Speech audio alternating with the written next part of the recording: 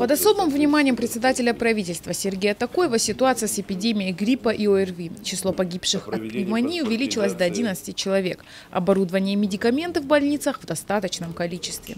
В выходные и праздничные дни дежурные смены в поликлиниках будут работать с 8 утра до 8 часов вечера, доложил Владимир Селиванов. Министерство здравоохранения Северной Осетии наделяется полномочиями по мониторингу цен на жизненно важные лекарства. В период кризиса людей нужно защитить от подчас необоснованного роста цен на медикаменты. А это значит, что пора запускать механизмы государственного контроля. Примерно 80% фармрынка, как мне представляется, а то может быть и больше, это импортные препараты. Соответственно, закупки у оптовиков крупных российских, а их примерно 8 таких игроков на этом фармрынке, крупнейших оптовиков, идут закупки через евро-доллар. Соответственно, мы понимаем, что курс поднялся. Ну, одно дело, когда курс поднялся, и понятно, что закупочная цена стала выше, но есть пределы наценки, которые необходимо наценивать от закупочной, да. Но есть пределы еще и бессовестности, когда начинают на этом, как говорится, кому война, кому мать родна, что называется. Вот это надо остановить. Хочется, чтобы не ломать дров и не размахивать шашкой, а планомерно, грамотно, с тем, чтобы не было потом жалоб в прокуратуру, ту же самую, чтобы не было судебных исков и так далее. Посадить дерево в честь каждого из 27 миллионов погибших во время Великой Отечественной войны. Такое решение было принято на очередном заседании правительства. Инициативу российского экологического общественного движения «Зеленая Россия» в реализации проекта «Лес Победы» поддержал Республиканский кабинет министров. 73 миллиона 566 тысяч рублей поступило в республиканский бюджет от приватизации государственного имущества, сообщил Алан Есев, заместитель министра государственного имущества и земельных отношений. После завершения заседания Сергей Такоев привел данные администрации главы и правительства по исполнению поручений Таймураза Мансурова. По состоянию на 22 января 2015 года из 484 поручений, которые были на контроле, 137 не исполнены, и у 11 поручений истек срок исполнения. И за столь негативную статистику несут ответственность руководители министерств и ведомств.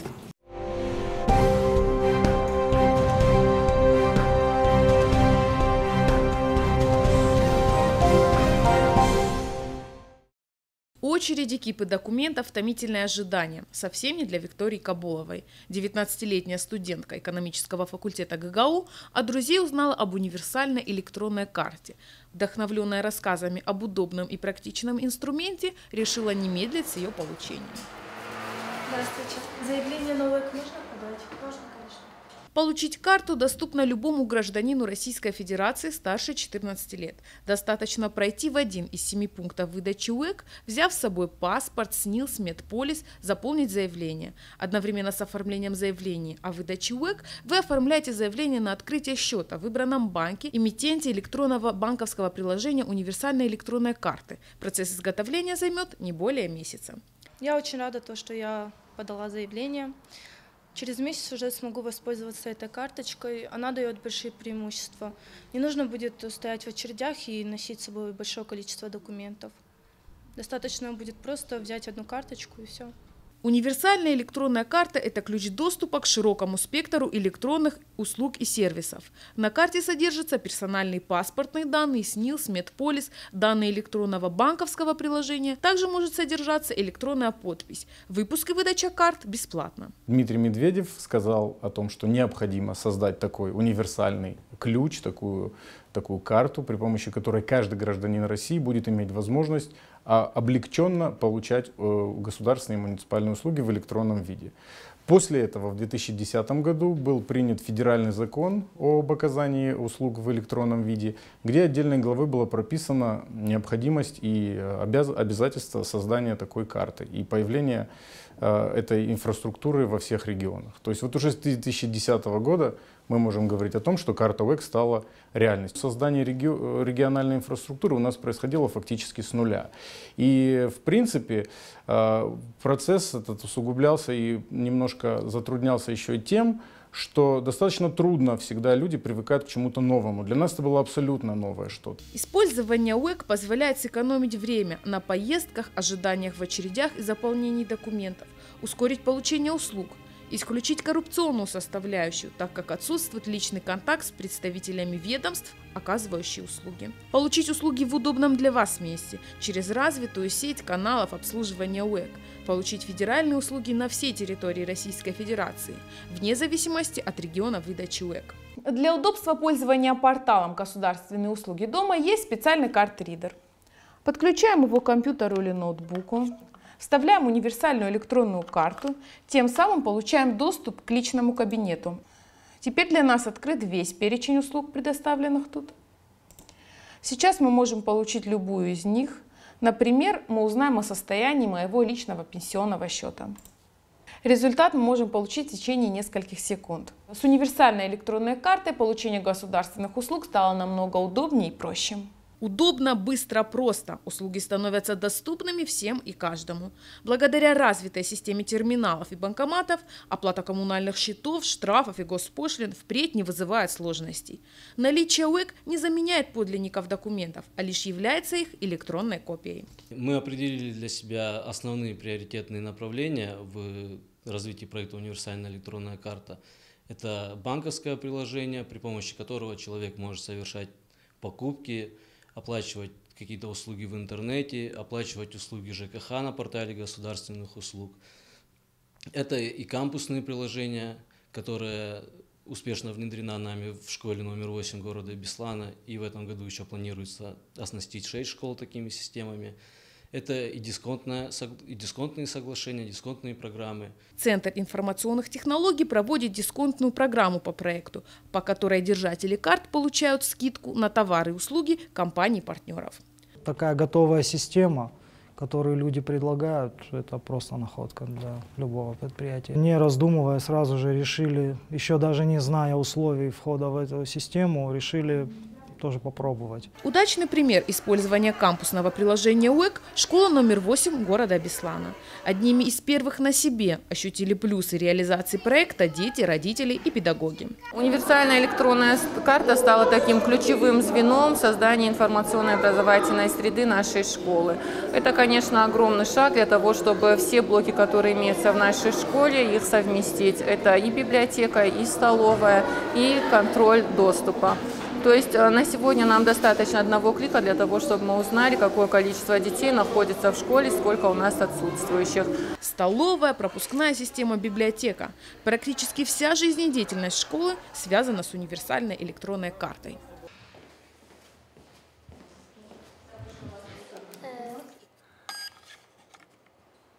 Всю художественную литературу с штрих-кодами мы в этом году осенью начал этим заниматься. Очень долгое время, но так как это впервые у нас, и на всех книгах штрих-коды. Поэтому очень удобно карточка, и быстренько, вот, пожалуйста, у нас, как дети шутят, это как в магазине еще. Нажимаем, выдаем, и все, уже на его карточке электронной уже это все записано. Анжелика Илоева – многодетная мать. Герман и Лера – школьники. По словам Анжелики, о таком удобном и практичном сервисе можно было только мечтать. Благодаря кампусному приложению УЭК она всегда знает, где ее дети, и со спокойной душой занимается домашними делами. Ребенок пришел в школу, я получила СМС-уведомление, что ребенок уже в школе. Выходит из школы, я получаю опять СМС-сообщение, что ребенок вышел из школы, и даже иду на кухню, чтобы разогреть обед. УЭК повышает качество, скорость и прозрачность взаимодействия граждан с государственными органами власти и учреждениями при получении информации или услуг. Банковское приложение к универсальной электронной карте функционирует на российской платежной системе, которая в перспективе должна заменить остальные. Многие люди в нашей стране с опасением относятся к таким платежным системам, как MasterCard, Visa, и кто-то задумывается об альтернативе. В какой-то степени мы также рассматриваем в данной системе платежной, называемой ПРО-100, будущую альтернативу, которая будет функционировать в нашей стране, не быть зависимыми от других западных или тех платежных систем, которые функционируют за границей. Держатели карт УЭК могут пользоваться тем же набором платежных сервисов, как и пользователи дебетовых карт, получать кредиты, займы, оплачивать и вносить наличие. И даже интерфейс в банкомате ничем не отличается. Насчитывается более 250 тысяч торговых предприятий, которые принимают платежи по данным картам на базе УЭК и платежной системы ПРО-100. Также существует более 68 тысяч устройств самообслуживания. Это банкоматы, терминалы, специализированные устройства, которые сосредоточены в госучреждениях, муниципальных учреждениях. Универсальная электронная карта надежно защищает находящуюся на ней информацию. Технологии защиты соответствуют самым высоким российским и международным стандартам. Инфраструктура обслуживания карт создает благоприятные условия для получения оплаты услуг в электронном виде. УЭК действует на всей территории России, гарантируя единые стандарты обслуживания и безопасности вне зависимости от региона проживания. На УЭК предусмотрены отдельные ПИН-коды для идентификационного электронного приложения, электронного банковского приложения и электронной подписи. Посторонний человек не сможет получить доступ к вашим данным. Сделать это, не зная ПИН-код, невозможно. Основные цели создания УЭК – предоставление гражданам удобного и универсального инструмента для получения услуг и реализации прозрачного механизма предоставления мер социальной поддержки. В период с 2013 года по настоящее время в нашей республике было выдано более 1500 карт, и каждый день эта цифра увеличивается. По словам специалистов Центра информационных технологий, в наступившем году они способны обеспечить 3000 жителей Северной Осетии универсальными электронными картами. Для республиканского бюджета производство одной карты обходится в 350 рублей, однако для населения они бесплатны. А уже с 2017 года наличие данной карты станет обязательным для всех граждан Российской Федерации. Сегодня УЭК называют прародителем электронного паспорта, который в обозримом будущем полностью заменит бумажные документы.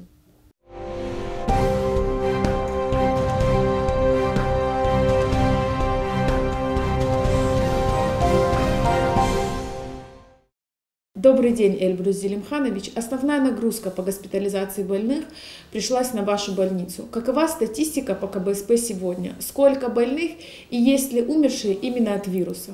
Основной пик – это середина января и вот по сегодняшний день, когда идет массовая заболеваемость. На сегодня при мониторинге, ежедневном мониторинге поступления этих больных на сегодня в стационаре на лечении находилось 157 человек. 158 человек, из которых пролеченные уже, которые выписаны домой, 76 человек. 76 человек. И кто находится на сегодняшний день на стационарном лечении у нас, получается 72 человека. Умерших 10 человек. По анализам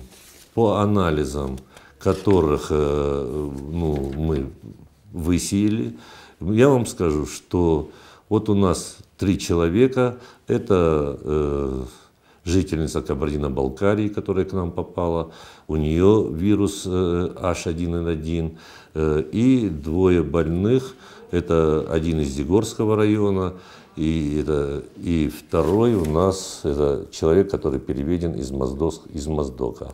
Что сказать о H1N1, то вы понимаете, это обычный банальный грипп, который начинается с тех же симптомов, как и любое простудное заболевание.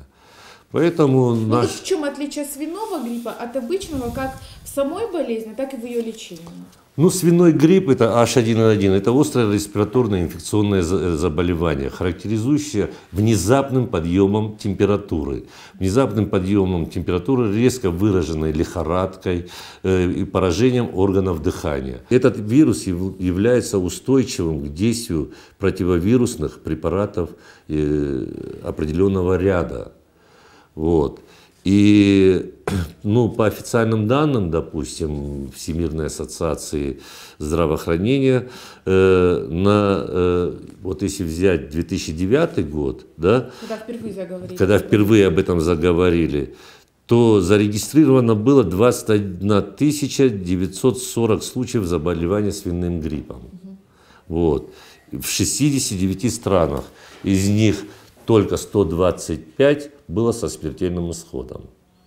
H1N1 я могу поставить только после анализа, после проведенных исследований. Практически у всех есть, да, бактериологическое, но не H1N1. Вот как я слышу слухи по Осетии, что вот от свиней заразились, от свиней не могут заразиться. Даже если вы поедите свинину, и то вы, как говорится, не заразитесь. Она должна быть настолько зараженной,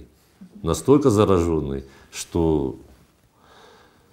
Но вот лечение обычного гриппа и вот этого свиного гриппа, в чем оно? Практически нужно начинать сразу же. Понимаете как? Вот вся тяжесть этого заболевания в том, что наши пациенты с вами, они вовремя не обращаются к врачу.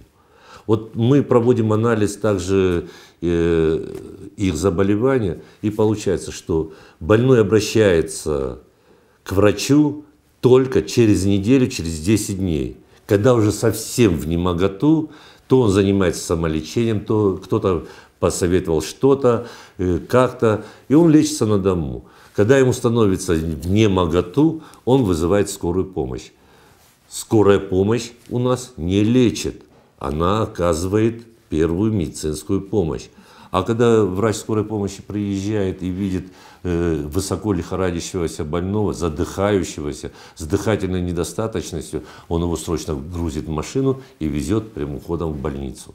К нам он поступает, здесь у него такая одышка, такое, как его нехватка воздуха. Нам приходится его класть в реанимационную палату и тут же делать искусственную вентиляцию легких. Но вот что делать при первых недомоганиях? При первых недомоганиях любой пациент, маломальски заболел, сразу же должен идти к врачу, обращаться в поликлинику по месту жительства. Лечащий врач, который у него находится на участке, кому он приписан, этот пациент, поймите правильно, лечащий врач, который в поликлинике, он лучше знает состояние здоровья этого пациента, нежели врач скорой помощи. Он его отслеживает годами. Он знает все его сопутствующие заболевания. А представляете, воспалительный процесс, вот, во-первых, у тебя температура высокая, да? Дыхательная недостаточность. Помимо этого у тебя еще проблемы с сердечной деятельностью. Проблемы с то, что у некоторых больных сахар прыгает вверх-вниз, и он поступает к нам уже в таком крайне тяжелом состоянии, что мы даже не знаем, откуда начинать лечить. И приходится в комплексе начинать лечение. Вот в этом году очень агрессивная болезнь. Многие болеют по второму и третьему кругу. Почему? В прошлом году проходила массовая иммунизация против гриппа. Я вас уверяю, что те люди, которые иммунизированы, они менее подвержены к данному заболеванию. Эльбрус Зельмаханович, как справляется КБСП с таким потоком больных? Какие меры предпринимаются? Вот я вам скажу, спасибо, еще раз говорю, руководству Министерства здравоохранения и Роспотребнадзора, также правительства. Ежедневно я докладываю в правительство, в Минздрав, в Роспотребнадзор о количестве поступающих больных. Спасибо, я скажу сразу же клинике СОГМА, клинике нашей академии, потому что она приняла на себя больных, соматических больных, то есть гипертоническая болезнь, ишемическая болезнь сердца. Также некоторые нозологические единицы забрала на себя республиканская клиническая больница. Мы сконцентрировали у себя этот поток больных только ради того, что мы можем варьировать своим коечным фондом. Понимаете, есть больные, которые могут залежаться у нас и месяц, и два, а здесь они, сроки подошли, чувствуется Вылечили, выписывается больной, на его место кладется другой. А вот что касается медикаментов, хватает ли их в больнице или все-таки... На сегодня, я еще раз говорю, на сегодня с полной ответственностью заявляю, что для оказания помощи вот таким больным в больнице, клинической больнице скорой медицинской помощи есть все. Покупать ничего пациенты? Покупать пациенты ничего не покупают. Ну да, если, допустим, мы попросим, ну привезите памперсы, привезите салфетки, такие гигиенические. Медикаменты никто, просто это даже... Мы сделали превентивно, даже нашим сотрудникам закупили противовирусные препараты, и особенно для тех категорий, которые более подвержены, кто больше с ними работает. Эльбрус Зелимханович, а вот какие противовирусные препараты сейчас принимают? Тамифлю, ингаверин, Кагацел, плюс антибиотики. У нас на сегодня это все есть. Как вы думаете, как долго будет свирепствовать вирус? Вот здесь трудно сказать. Мы надеемся, что в ближайшие дни спад все-таки произойдет.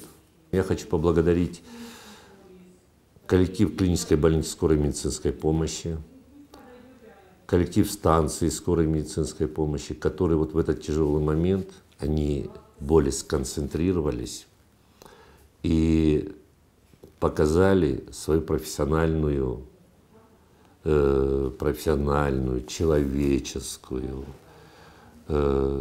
человеческое отношение к этим тяжелым больным. Спасибо вам большое, Эльбрус Зелимханович, за откровенный разговор. Здоровья вам и всему, наверное, нашему народу. Спасибо. Спасибо.